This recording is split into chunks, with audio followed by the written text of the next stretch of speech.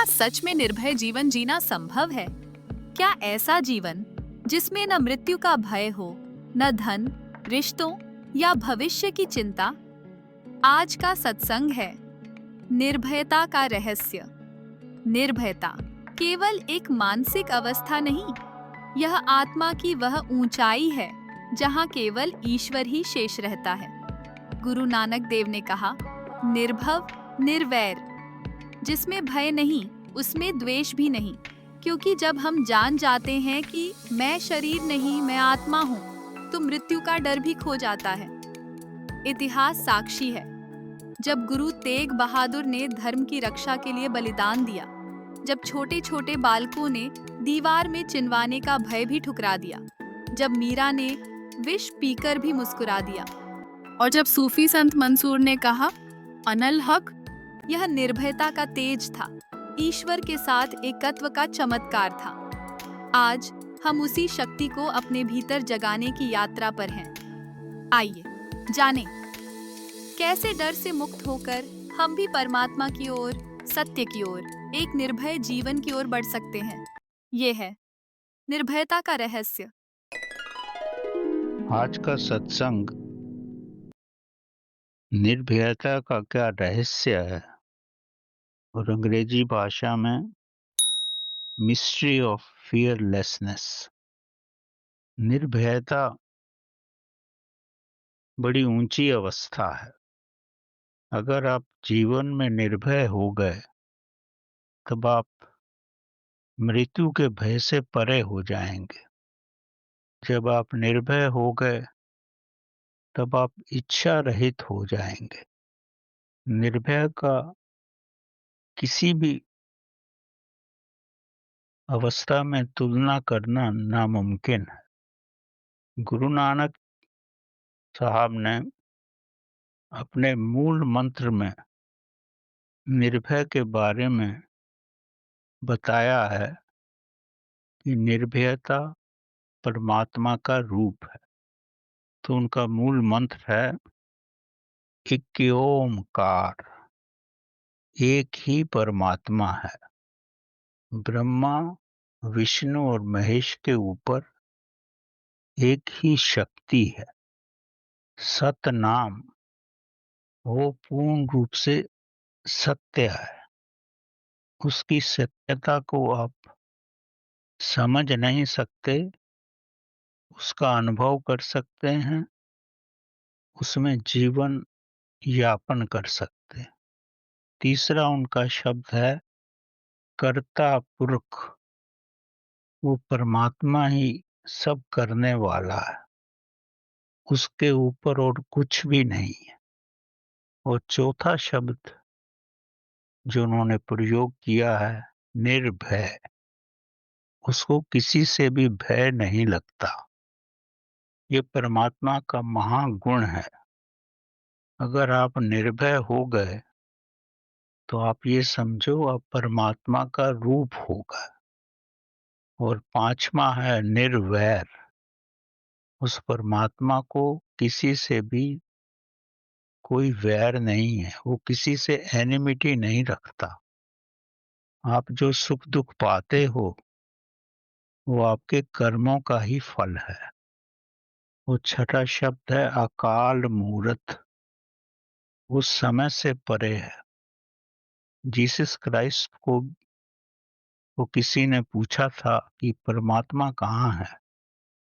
Jesus Christ ने भी यही शब्द बोला था कि जहाँ समय नहीं है वहीं परमात्मा है। जब ध्यान की अवस्था में आप समय से ऊपर चले जाते हो, मतलब जब ध्यान में आप 10 मिनट, आधा घंटा, 1 घंटा अगर आप बैठते हो और आपको समय का आभास ही नहीं होता, तो ये समझो आप अकाल में पहुंच गए, समय से ऊपर हो गए। आपकी स्थिति अकाल मूरत हो गई। और अगला शब्द है अजूनी। वो परमात्मा की कोई योनि नहीं है, वो किसी योनि से पैदा नहीं हुआ। निसै भंग गुर प्रसाद। वो प्रभु की कृपा से ही, गुरु की कृपा से ही उसका आभास होता है। आद सच, जुगाद सच। वो पहले भी सच था, आज भी सच है और आगे भी सच रहेगा। तो यही मूल मंत्र है, बेसिक मंत्र है ये। और इस मंत्र की बड़ी गहराई से पूजा की जाती है।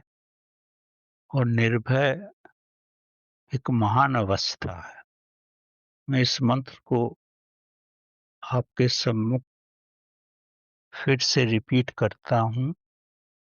एक ओंकार सतनाम करता पुरख निर्भव निर्वैर अकाल मूरत आजूनी सैभंग गुर प्रसाद।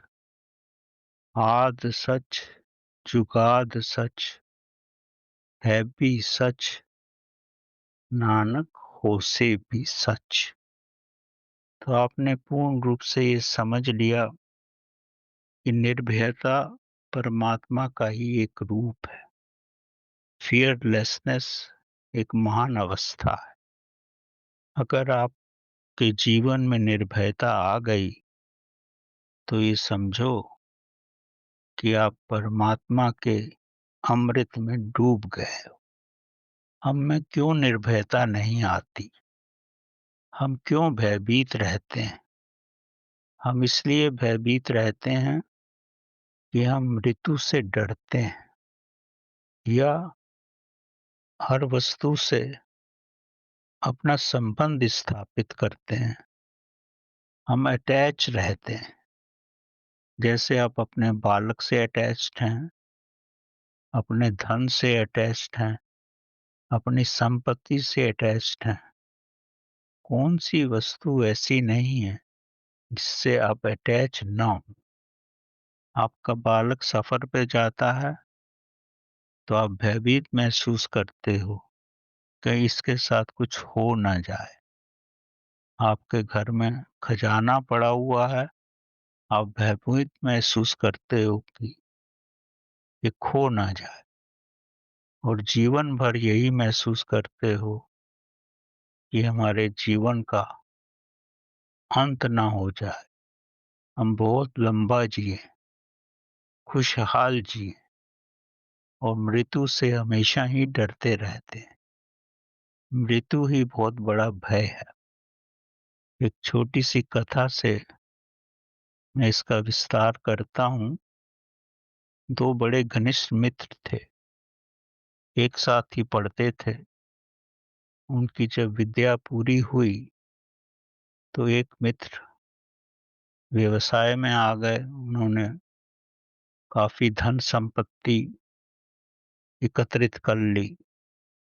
और दूसरा मित्र जो था उसको धन संपत्ति में कुछ भी लगाव नहीं था। वो परमात्मा की तरफ बचपन से ही मुड़ना चाहता था और शिक्षित होकर के उसने अपना सारा जीवन परमात्मा की तरफ ही लगा दिया। धीरे धीरे परमात्मा में वो इतना लिप्त हो गया, उसने बहुत सारी पुस्तकें लिखी और कुछ ही वर्षों में विख्यात हो गया। काफी व्यक्ति उसके पास आते थे। जितना भी बन सकता था वो अपने ज्ञान से सबकी मदद ही करता था, क्योंकि उसका सारा जीवन ध्यान और साधना में ही गुजरा था। पर अपने इस मित्र के साथ उसका संपर्क था। वो मित्र भी इसके पास आता था और अक्सर आता था। उसने अपनी मित्रता इनसे बना के रखी हुई थी और ये गुरु भी उसके पास जाते थे, उसको मित्र की तरह ही समझते थे। मित्र भी इनको गुरु का रूप ही देता था, गुरु के रूप में ही समझता था। कुछ भी व्यवसाय में उन्नति करता था तो इनको आके बोलता था कि आज इतना धन कमाया, आज ये फैक्ट्री लगाई, तो गुरु सुन लेते थे, कुछ भी उसको नहीं बोलते थे। जब काफ़ी वर्ष गुज़र गए, तो एक दिन ये आके बोला, मैंने इतना अर्जन कर लिया है, इतना धन कमा लिया है। गुरु सब सुनते रहे और उसके बाद वो बोले, तेरा जीवन तो 10 दिन का ही बचा है, कभी भी कुछ भी हो सकता है। चूँकि वो इनका बहुत आदर करता था, उनके एक-एक शब्द को गहराई से लेता था, उसके दिल पे इतना असर हो गया कि मेरे पास इतना सब कुछ है और 10 दिन में मैं संसार छोड़ के ही चला जाऊँगा। जब गुरु के ये शब्द सुने, तो अपने घर गया, काफ़ी देर तक रोता रहा। उसने खाना-पीना भी छोड़ दिया, क्योंकि उसके मन में आ गया कि 10 ही दिन जीना है। तो जिन लोगों से भी उसने धन लिया हुआ था, उनको दिया उसने, और जिनके साथ भी गलत कार्य से धन कमाया था, उनसे जाके माफ़ी माँगा, उनको धन दिया, खाना-पीना भी छोड़ दिया उसने। ऐसा लग रहा था कि वो मृत्यु की इंतज़ार ही कर रहा है। 8 दिन के बाद गुरु इनके घर आए और अपने मित्र की इस अवस्था को देख कर के उन्हें बड़ा आश्चर्य हुआ। उसने खाना-पीना भी छोड़ दिया था और बिल्कुल ऐसा दुर्लभ हो गया कि जैसे वास्तव में 10 दिन में उसका स्वर्गवास ही होने वाला हो। तब गुरु ने कहा, मेरा 10 दिन कहने का मतलब ये था कि जीवन में कभी भी अंत आ सकता है। मेरा मतलब ये नहीं था कि तू 10 दिन में ही तेरी मृत्यु आ रही है। ये तो मैंने तेरे को इसलिए बोला ताकि तू अपने जीवन के साथ इतना अटैचमेंट ना महसूस करे, अपनी संपत्ति के साथ इतना अटैचमेंट ना महसूस करे कि अंत तो कभी भी आ सकता है। 10 दिन में भी आ सकता है, 10 साल में भी आ सकता है। अंत तो आना ही है, ताकि तू शुभ कर्म कर सके। तब उसकी समझ में आया कि जीवन तो क्षण भंगुर है और इससे उसके जीवन की पद्धति भी बदल गई। जिस भय में वो रहता था, जब उसको ये सब स्पष्ट हो गया कि अंत तो सबका ही होना है, तो वो निर्भय हो गया और उचित मार्गों से ही धन कमाने लगा, उचित पद्धति में ही रहने लगा। उसको पूर्ण रूप से स्पष्ट हो गया था कि जो कुछ भी मेरे पास है, वो कभी भी जा सकता है या मैं ही जा सकता हूँ।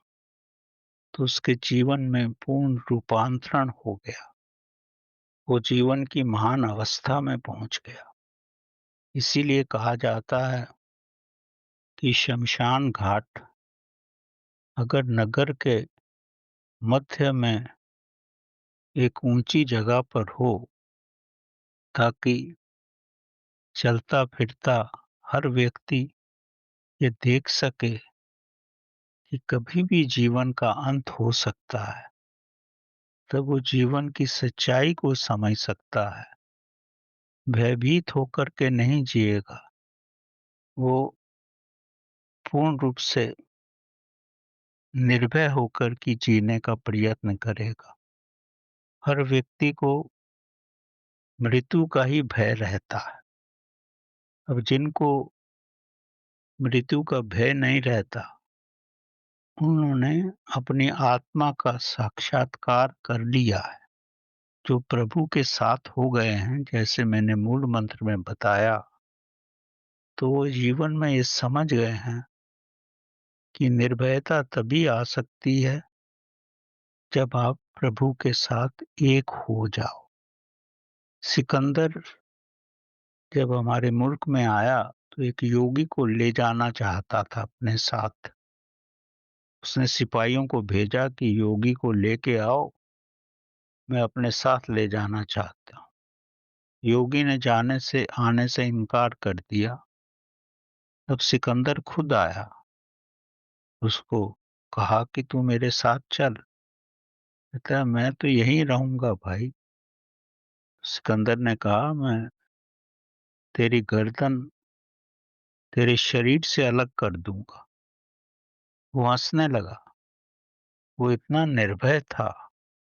उसने कहा तू मेरी गर्दन शरीर से अलग कर दे, तू भी देखेगा कि मेरी गर्दन वहां पड़ी है और शरीर इधर है, और मैं भी देखूंगा कि मेरी गर्दन कैसी है और मेरा शरीर कैसा है।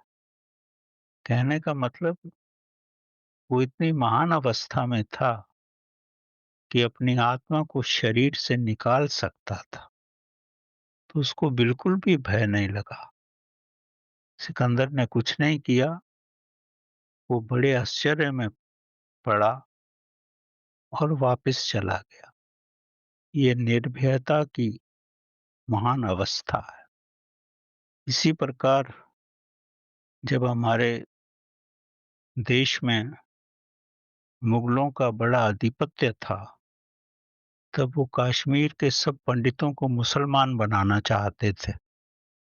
तो पंडितों के पास मुसलमानों के महाअधिकारी गए और बोले कि या तो सब मुसलमान बन जाओ, नहीं तो जो जो तुम्हारा महापुरुष है उसको हम उस उसकी गर्दन उसके धड़ से अलग कर देंगे। तो उस समय के जो महापुरुष थे, जो सिखों के 9वें गुरु थे, गुरु तेग बहादुर, सब ब्राह्मण उनके पास गए और उन्होंने बताया। तब उनके पुत्र गोविंद सिंह, जो 9 वर्ष के ही थे, तो उन्होंने अपने पिताजी से कहा कि आपसे बढ़कर तो इस संसार में कोई भी महापुरुष नहीं है। अपने धर्म की रक्षा के लिए आप अपना बलिदान दे दो। तेग बहादुर ने एक क्षण भी नहीं लगाया हाँ करने में, और दिल्ली के दिल्ली में जो शीशगंज गुरुद्वारा है, वहां पर मुसलमान उनको लेके आए। उनमें इतनी महाशक्ति थी, वो बिल्कुल भी नहीं घबराए, क्योंकि वो अपनी साधना से अपनी आत्मा को शरीर से निकाल सकते थे। और ऐसे खड़े हो गए और बोले कि काट लो मेरा सर, जैसे आप गाजर मूली को काटते हो। अब इससे बड़ी निर्भय अवस्था क्या हो सकती है। इसी तरह जहांगीर जो थे मुसलमानों के राजा, वो गुरु अर्जन जो इनके 5वें गुरु हुए हैं, वो चाहते थे कि जितना भी हिंदू लोग हैं पंजाब में, सब मुसलमान बन जाएं। अगर नहीं बनेंगे मुसलमान तो हम आपको आग के तवे पे रख करके और गरम रेत आपके सर पे डालेंगे। तो अर्जन देव इसके लिए भी राजी हो गए। आग जलाई गई, लोहे का तवा रखा गया और उसके ऊपर ये बैठे, इनके सर पे गरम रेत डाली गई, तो इनको कुछ नहीं हुआ, क्योंकि उन्होंने अपनी आत्मा को अपने शरीर से निकाल लिया था। अब मृत शरीर पे आप गरम रेत डालो या उसको आग पे बिठाओ, कोई असर नहीं होने वाला। जब आप परमात्मा के साथ एक हो जाते हो, तो अपनी आत्मा को परमात्मा के साथ मिला लेते हो, तब आप पूर्ण निर्भय हो जाते हो। हमारे भारतीय इतिहास में जो सिखों के 10वें गुरु हैं, गुरु गोविंद सिंह, उनके 4 पुत्र थे। 2 पुत्र 15 और 18 साल के थे। वो मुसलमानों की लड़ाई में शहीद हो गए और बाकी जो 2 पुत्र थे, 9 और 12 साल के, मुसलमानों ने कहा या तो इनको मुसलमान बना दो, नहीं तो हम इन दोनों बच्चों को आपके सामने ही दीवार में चिनवा देंगे। तो गुरु गोविंद सिंह और उनकी धर्मपत्नी बिल्कुल सहमत हो गए और बच्चों से पूछा गया, बोले हम मुसलमान तो किसी हालत में नहीं बनेंगे। इतने निर्भय थे और बोले कि आप दीवार के अंदर हमको चिनवा सकते हो। तो दोनों बालकों को, जो 9 और 12 साल के थे, अलग अलग 4 दीवारी बनाई गई। छोटा बालक कम उम्र का था और उसकी ऊंचाई भी कम थी। उस पे दीवार पहले बन गई तो बड़ा बालक देख रहा था। उसकी आंख में आंसू आ गए और छोटे भाई से बोला, जिसका नाम जोरावर सिंह था, जोरावर सिंह तू मेरे से पहले परमात्मा के पास जा रहा है, इसलिए मेरी आंखों में आंसू आ गए। और 2 घंटे बाद बड़ा बालक फतेह सिंह, उस पे ऊपर भी दीवारें चढ़ाई गई। इतनी छोटी अवस्था में वो इतने निर्भय उन्होंने अपना प्रदर्शन किया कि इतिहास में ऐसी कोई भी उदाहरण आपके सामने नहीं आएगा कि कितने निर्भय थे ये लोग। निर्भय इसीलिए थे कि बचपन की अवस्था से ही प्रभु के साथ एक हो गए थे। वो किसी भी रूप में अपना धर्म परिवर्तन उनको स्वीकार नहीं था।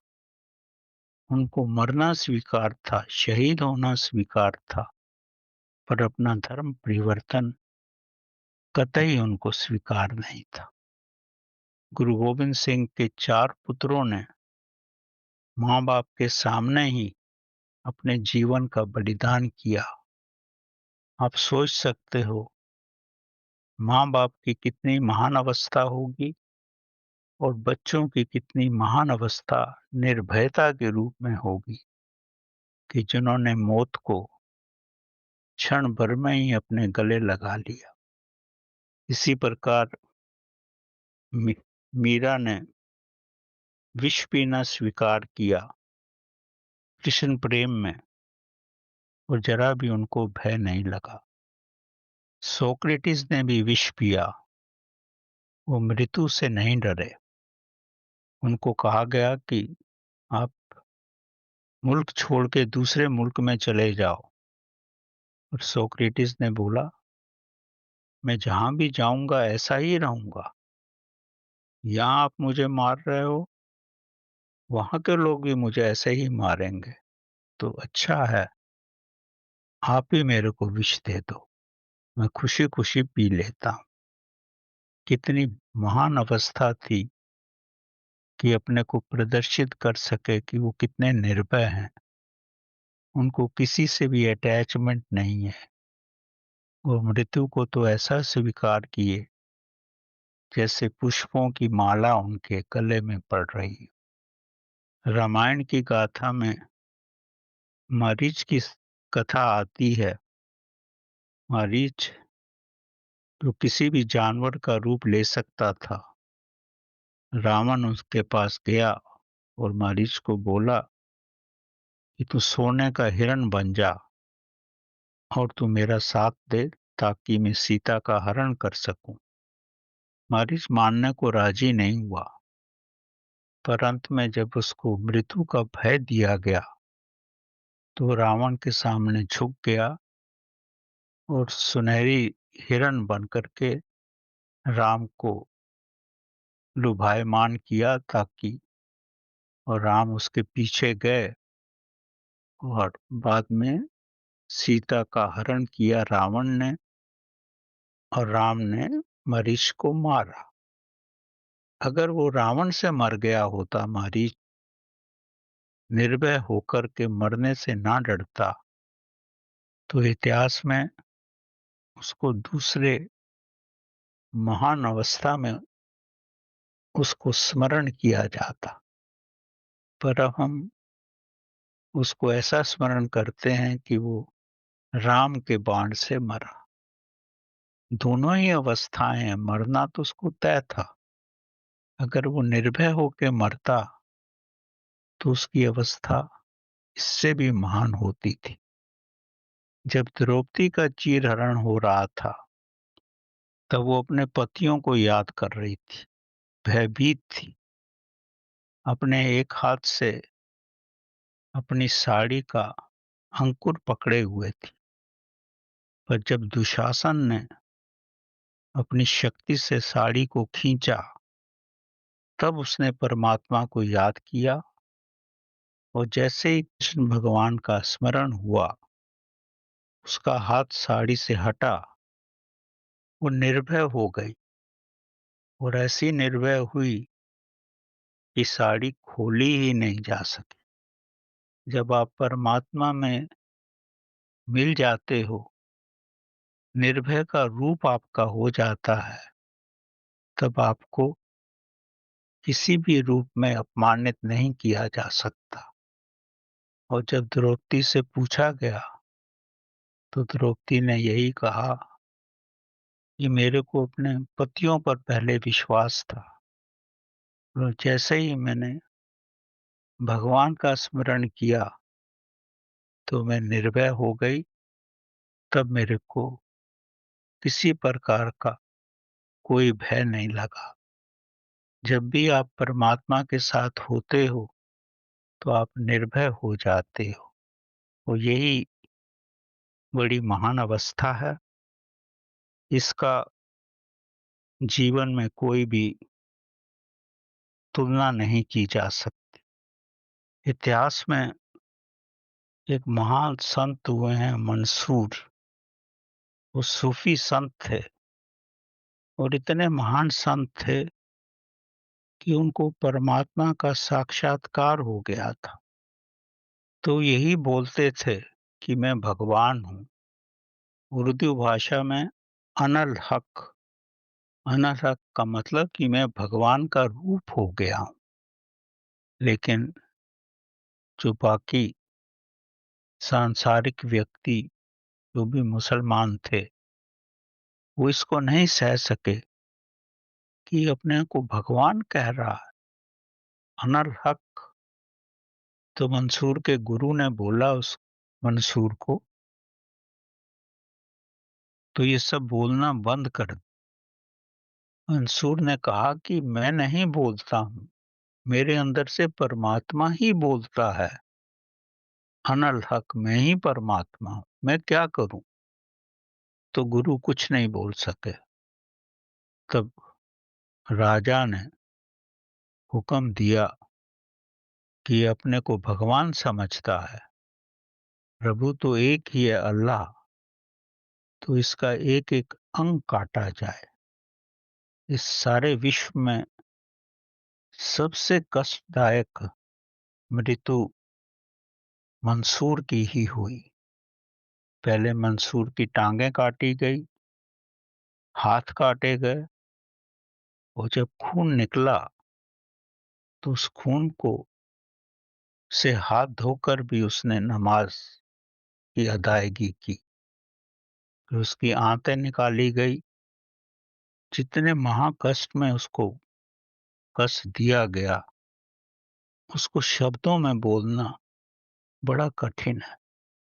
पर उसकी तो अवस्था परमात्मा की हो गई थी। उसकी आत्मा भी उसके शरीर से बाहर चली गई। देखने वाले समझ रहे थे कि उसको कष्ट हो रहा है, कैसे उसको मारा जा रहा है, पर वो आनंद की अवस्था में था।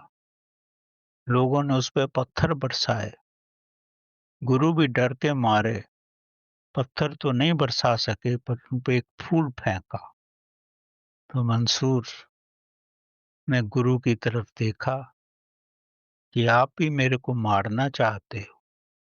वो गुरु से भी उनकी महान अवस्था थी। गुरु तो राजा से डरते थे और ये इतनी महान अवस्था में पहुंच गए थे कि इनको किसी का भी डर नहीं था। उनका जीवन इतना महान था कि शब्दों में उसकी व्याख्या करना नामुमकिन है। जब आप जीवन में निर्भय हो जाते हैं तो आपकी अवस्था परमात्मा जैसी हो जाती है। आप में कोई इच्छा नहीं रहती। जब कोई इच्छा ना रहे, आप निर्भय हो जाएं। इच्छा रहित व्यक्ति ही परमात्मा का रूप होता है। जब निर्भय हो गए, इच्छा ना रही और परमात्मा के साथ जब एक हो गए, तो उनमें इतना पेशेंस आ जाता है, इतना कंपैशन आ जाता है कि शब्दों में वर्णन करना नामुमकिन है। और तब उनकी कुंडली पावर मूलाधारा से क्षण भर में ही उस महाचेतना से मिल जाती है और ऐसा व्यक्ति पल भर में समाधि की अवस्था में आ जाता है।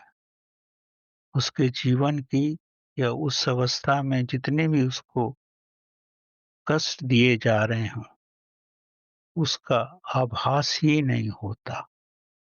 वो परमात्मा में विलीन हुआ रहता है और परमात्मा में विलीन होकर के जैसे और व्यक्ति उसके कष्ट को देखते हैं, वो भी स्वयं ही अपने कष्टों को देखता है और परमात्मा का धन्यवाद करता है कि ये लोग मृत शरीर के साथ खेल रहे हैं, टांगें काट रहे हैं, हाथ काट रहे हैं, जीव काट रहे हैं। मैं तो अलग होके देख रहा हूँ। ये जब आप परमात्मा में एक हो जाते हैं, तो पूर्ण रूप से निर्भय हो जाते हैं। कोई भय नहीं रहता आपको पता है कि आपकी आत्मा को तो कोई कुछ नहीं कर सकता। तभी तो कृष्ण भगवान ने अर्जुन को बोला, तू मार दे, ये तो वैसे ही मरे हुए हैं। इनकी आत्मा को तो कोई नहीं मार सकता। शरीर को मारने में कोई पाप नहीं है। तू नहीं मारेगा तो वैसे ही ये मर जाएंगे। इनको शरीर त्यागना ही है अपने पापों की वजह से। तेरे को कोई पाप नहीं लगेगा कि क्योंकि तू आत्मा को तो मार ही नहीं सकता। तो कहने का मतलब ये है, जब आप जीते जी अपनी आत्मा को परमात्मा में मिला लेते हो, समाधि की अवस्था में आ जाते हो, तो कृष्ण भगवान के अनुसार अगर पापियों को भी मार रहे हो तो उनकी आत्मा तो अलग ही हो जाती है। तो आप पे कोई पाप नहीं लगता। अगर आप शुभ कार्य के लिए कुछ भी कर रहे हो तो आपको जीवन में कष्ट हो ही नहीं सकता। शुभ कार्य के लिए, धर्म को बचाने के लिए 4 बालकों को भी शहीद कर दिए, अपने पिता को भी शहीद कर दिए, तो उनको कोई कष्ट नहीं हुआ क्योंकि वो धर्म के लिए कर रहे थे। अगर अर्जुन शत्रुओं को भी मार रहा है तो वो धर्म के लिए ही मार रहा है। तो परमात्मा में किस के साथ होकर ही सब कर रहा है। जब आप प्रभु के साथ होते हैं तो आपकी निर्भय अवस्था होती है। किसी प्रकार का आपको कष्ट हो ही नहीं सकता। संसार की कोई भी आपत्ति आपसे दूरी रहेगी और आप महान अवस्था में सब कुछ ऐसे देखोगे जैसे संसार के और व्यक्ति देख रहे हैं। आप भी स्वयं को वैसे ही देखो। जब इस ऐसी निर्भय अवस्था आ जाती है, तो इस जीवन में आप किसी के सामने भी नहीं झुकते, सत्य के रास्ते पे चलते हो। उस सत्यता ही आपको उस महान अवस्था में ले जाती है। वो निर्भय होकर ही आप सत्य के रास्ते पे चल सकते। अगर आप निर्भय ना हो, तो सत्य के रास्ते पे नहीं चल सकते। तो निर्भय होना बहुत बड़ी महान अवस्था है। ये प्रभु का महान देन है। तो हम सबको प्रभु से यही प्रार्थना करनी चाहिए कि प्रभु हमको निर्भय बनाए। अगर निर्भय होंगे तो कोई गलत कार्य हमसे होगा ही नहीं। प्रभु ऊंचे कार्य ही हमसे करवाएगा और हमारी मृत्यु के बाद भी सारा विश्व हमको याद रखेगा और सारे विश्व के सामने हम एक ऐसी एग्जाम्पल स्थापित करेंगे कि सारा संसार निर्भय होकर कर उस रास्ते पे चले। तो निर्भय होना प्रभु के साथ एक होने की अवस्था है। प्रभु हम सबको निर्भय बनाए, यही हमारी प्रार्थना है और इसके साथ ही हम प्रभु में तल्लीन होकर के जीवन गुजारें। धन्यवाद।